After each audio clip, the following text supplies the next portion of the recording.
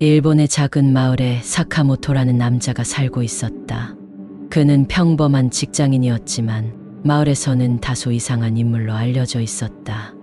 사카모토는 자주 혼자 길을 떠났고 마을 사람들은 그가 과거에 겪은 비극적인 사건 때문에 마음속 깊은 고통을 안고 살고 있다고 생각했다.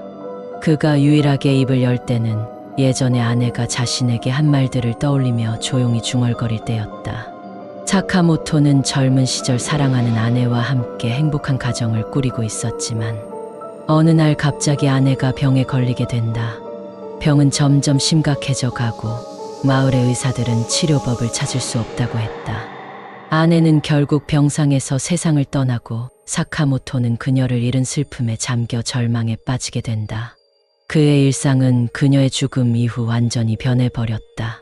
그러던 어느 날 마을의 고요한 밤에 사카모토는 아내의 목소리를 듣게 된다.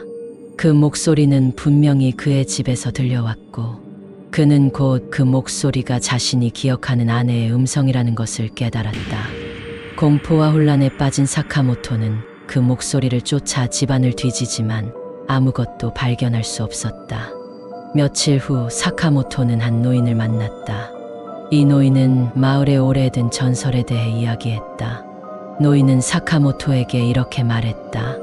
마을의 깊은 숲 속에는 오래된 무덤이 있다. 그곳은 불사의 존재들이 살고 있다고 전해져. 그들은 죽은 사람들의 혼을 끌어들여서 자신들이 살아있는 것처럼 목소리를 내곤 한다네. 그 혼이 그대를 찾은 것이다. 조심하게, 그 혼은 결국 당신을 끌어들이려 할 거다. 사카모토는 노인의 말을 믿지 않았다. 그러나 그날 밤 다시 아내의 목소리가 들려오기 시작했다.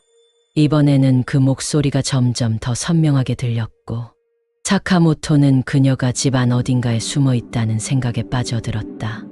그는 밤마다 집안을 뒤지며 그 목소리를 쫓았다.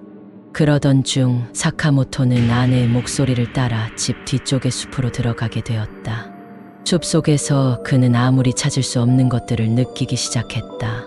그 순간 갑자기 그의 눈앞에 고요한 무덤이 나타났다.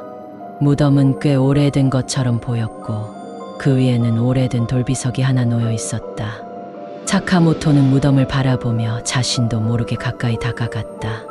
그 순간 갑자기 아내의 목소리가 그의 귀에 울리며 말했다. 왜 나를 버리고 떠났어? 사카모토는 자신도 모르게 무릎을 꿇었다.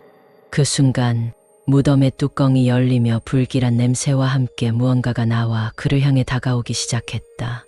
하지만 그 순간 그는 깨달았다. 아내의 목소리는 그의 머릿속에서 만들어진 환청이었고 그가 겪고 있는 것은 실제로는 과거의 기억과 슬픔이 만들어낸 괴물이었다. 그의 마음속에서 분명히 죽은 아내의 목소리가 울리고 있었던 것이다.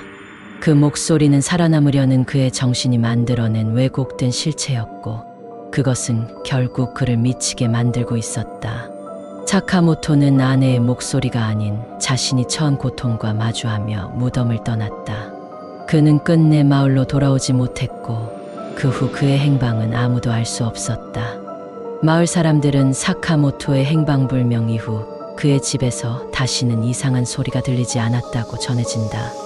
사카모토의 실종 사건은 마을에서 큰 소문을 일으켰다. 그가 과거에 겪었던 아내의 죽음과 그로 인한 고통은 모두 정신적으로 압박을 받았던 결과였다는 것이 밝혀졌다. 아내의 목소리는 그의 미친 마음이 만들어낸 환청에 불과했으며 그는 결국 그 괴로움에서 벗어나지 못한 채 스스로 사라진 것이다. 하지만 사람들은 그 이야기를 전하면서 사카모토의 집 근처에서는 여전히 이상한 소리가 가끔 들린다고 말한다. 그 소리는 아내의 목소리라고도 사카모토의 목소리라고도 전해진다. 그 후로 아무도 그 집에 가까이 가지 않게 되었다.